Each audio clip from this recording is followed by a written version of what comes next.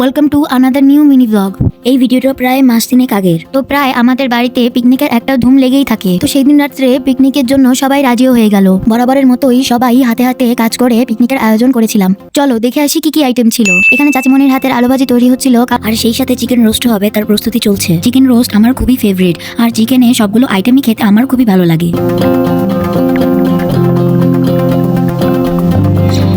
তো এখানে মুরগির গিলা কলিজা দিয়ে মাইফুপি স্পাইসি করে একটা আইটেম করেছিল, আর এখানে বড় মা আর ছোট দাদি মিলে পোলাও রান্না করছে। রাত 10টা বাজার আগেই আমাদের সব আইটেম রেডি হয়ে গিয়েছিল, আর সব শেষে বগুড়ার বিখ্যাত দইও ছিল।